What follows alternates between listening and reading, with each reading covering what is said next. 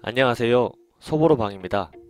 오늘 소보로방에서 보여드릴 소설은 올더스 헉슬리의 멋진 신세계입니다.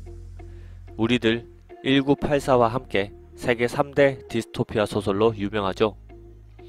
작중 배경은 자동차 회사를 세운 헨리 포드가 모델 T를 만든 1908년을 원년으로 한 AF, After Ford 632년이죠.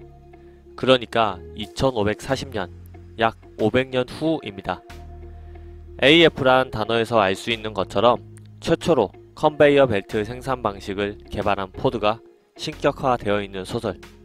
이유가 궁금하시죠? 그럼 올더스 헉슬리의 멋진 신세계 지금 보여드리겠습니다. 중부 런던 인공부화 조건반사연구소 소장인 토마스는 학생들을 데리고 연구소를 견학시킵니다. 엘리트 계급인 알파, 중산층 계급인 베타를 제외한 감마, 델타, 엡실론 계급들을 만들기 위해서는 특별한 과정을 거친 난자가 필요하며 그 과정으로 인해 수십 명의 쌍둥이를 만들어낼 수 있다는 것을 설명하죠. 연구소의 직원인 헨리 포스터는 소장의 설명에 덧붙여 미리 계급과 직업을 정해놓고 거기에 맞춰 태아를 배양하는 방법을 말해줍니다. 입실론 계급을 만들기 위해 산소를 결핍시켜 지능을 떨어뜨리거나 열대 지방에서 일할 아이에게는 더운 것에 적응하게 하는 것 등을 말이죠. 또한 자신이 속한 계급에 만족하도록 어린아이를 세뇌, 교육하는 일도 소개합니다. 컨베이어 벨트에서 차가 생산되는 것처럼 원하는 계급, 용도에 맞춰 효율적으로 아이가 생산됩니다. 그래서 포드는 신격화되어 있고 애프터 포드라는 원년을 사용하죠. 학생들은 견학을 하다 세계 국가 총통 10명 중 1명인 무스타파 몬드를 만나게 됩니다. 총통은 견학을 하는 학생들에게 안정만이 궁극적으로 필요한 것이라는 의미의 연설을 하게 됩니다. 한편 연구소의 간호사인 레니나 크라운은 헨리 포스터와 데이트를 하러 가는 길에 동료인 페니 크라운으로부터 4개월 동안 한 남자만을 만나면 안 된다며 여러 사람을 만나라 충고를 듣게 됩니다. 특정한 사람만을 만나는 것은 금지되어 있기 때문이죠. 그 말을 들은 레니나는 알파 플러스 계급의 버나드 막스에게 데이트 신청을 합니다. 체구가 크면 우월하다는 것이 세뇌가 되어 있었기 때문에 키가 작은 버나드는 인기가 많지 않았습니다. 그래서 그는 계급이 높았지만 항상 열등감을 가지고 있었죠.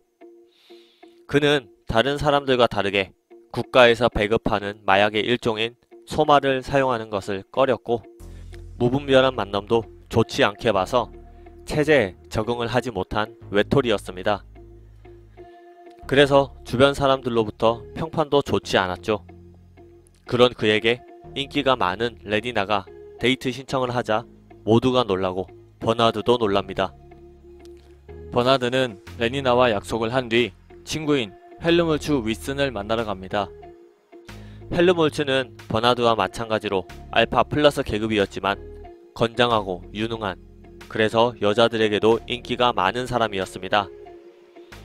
그는 다른 사람들보다 지적으로 지나치게 뛰어났기 때문에 스스로를 이방인이라고 느끼고 있었죠. 버나드와 헬르몰츠는 달랐지만 체제에 적응을 하지 못했기 때문에 친했습니다. 며칠 뒤 버나드와 시간을 보낸 레니나는 버나드가 특이하다는 생각을 했습니다만 야만인 보호구역에 휴가를 가고 싶었기 때문에 버나드와 휴가를 함께 보내기로 하죠. 버나드는 야만인 보호구역 출입 허가를 받을 수 있는 몇 안 되는 사람 중 하나였기 때문입니다. 야만인 보호구역은 문명화되어 있지 않은 사람들이 살고 있는 곳이었습니다. 그들은 구시대의 문화와 전통을 가지고 있었죠.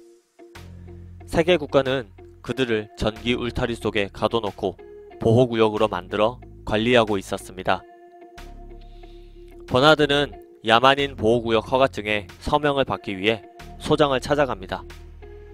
소장은 허가증에 서명을 해주며 자신도 20년 전쯤 베타 마이너스 계급의 여자와 함께 야만인 보호구역에 갔다가 여자가 실종되어 혼자 돌아왔다는 이야기를 합니다. 버나드는 허가증을 들고 레니나와 함께 야만인 보호구역에 들어가게 되고 야만인들이 벌이는 춤 축제를 참관하게 됩니다. 그들은 거기서 존이라는 야만인을 만나게 되죠. 존은 백인이었고 영어로 말을 걸어왔습니다. 그리고 존의 어머니인 린다도 만나게 됩니다. 린다는 굉장히 뚱뚱한 백인 여성으로 버나드와 레니나를 무척 반가워했습니다. 린다는 자신이 문명화된 사회에 있었지만 야만인 보호구역으로 휴가를 왔다가 길을 잃어 돌아가지 못했다고, 그리고 그때 함께 온 사람의 아이를 임신하는 바람에 어머니가 된다는 불명예를 감당하기 어려워 야만인들 속에서 살고 있었다는 이야기를 합니다. 문명화된 국가에서는 모든 인간들은 인공부화를 하기 때문에 어머니, 아버지란 단어 자체가 굉장히 외설스럽고 불쾌한 단어였습니다. 버나드는 린다가 바로 소장 토마스와 함께 여행 온 여자란 걸 깨닫고 평소 자신을 싫어해 섬으로 내쫓으려는 소장에게 복수하려 린다와 존을 런던으로 데려가죠. 연구소로 돌아온 버나드는 많은 사람들이 있는 가운데 린다와 소장을 마주하게 합니다. 린다는 소장에게 당신의 아이를 임신했고 낳아서 자신은 어머니가 됐다 말하고 존은 소장에게 아버지라 말하게 되죠. 많은 사람들이 기겁하고 소장은 도망갑니다. 린다는 수십 년간 소마를 그리워했고 건강도 좋지 않았기 때문에 병원에서 소마를 계속 주입받으며 병원 신세를 졌습니다. 사람들은 야만인인 존을 보고 싶어 했고 유명해졌습니다. 존을 만나기 위해서는 버나드를 통했어야 했기 때문에 버나드 역시 유명해졌습니다. 그리고 버나드는 점점 변해갔습니다. 소마도 사용하고 수많은 사람들과 잠자리를 가지게 되죠. 그런 버나드를 보며 헬름홀츠는 안타까워합니다. 그리고 린다는 소마에 점점 중독돼 갑니다. 헬름홀츠와 존은 자연스레 친해집니다. 헬름홀츠는 작문과 강사였고 존은 야만인 구역에서 우연히 얻은 셰익스피어 책을 외울 만큼 문학을 좋아했기 때문이죠.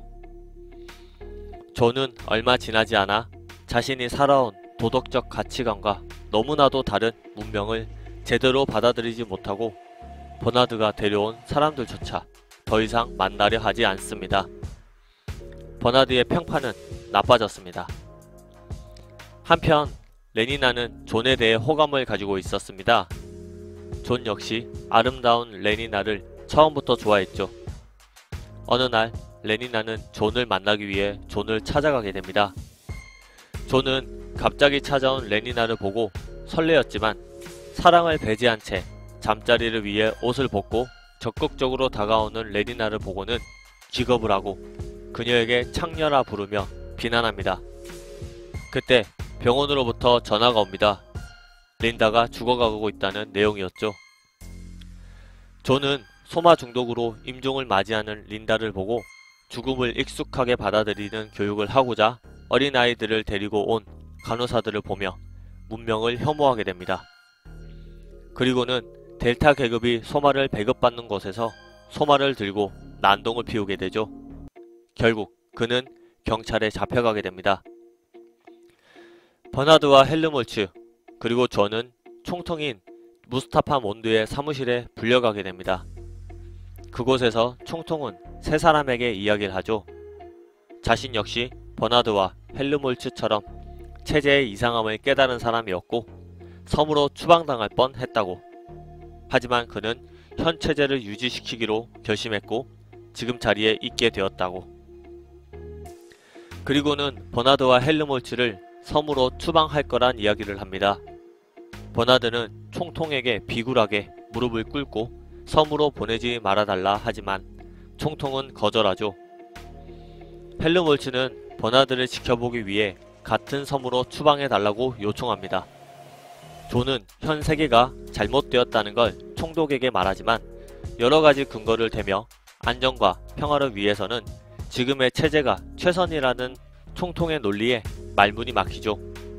다음날 버나드는 떠나기 전 존에게 사과를 하게 됩니다.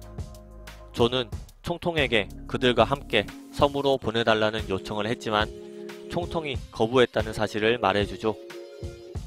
결국 버나드와 헬르몰츠는 섬으로 떠나고 존은 외딴 곳에 홀로 삶을 살게 됩니다. 하지만 여러 사람들의 이목이 집중되고 방송국이 찾아오는 등 존을 가만히 두지 않죠. 존은 그런 사람들에게 분노를 내뿜게 되고 레니나가 헬기를 타고 다시 존을 찾아오기까지 합니다. 분노로 이성을 잃은 존은 많은 사람들이 보는 가운데 그녀를 채찍질합니다. 정신을 차린 존은 자신이 한 일을 깨닫고 자살을 하게 됩니다. 유토피아의 반대말인 디스토피아를 대표하는 소설인 멋진 신세계는 극단적으로 효율적이고 안정적인 세계로 변한 세상을 그린 소설입니다. 검열을 통해 불평을 못하게 하는 세상을 표현하는 1984와 달리 사람들로 하여금 불평할 필요를 못 느끼게 하는 소설이기 때문에 두 소설은 많이 비교되기도 합니다. 소설의 주인공인 존은 셰익스피어의 희곡을 외워 중간중간 그 문구를 그대로 사용하기도 하는데요. 그 문구 중 하나인 멋진 신세계가 소설의 제목이 되었죠.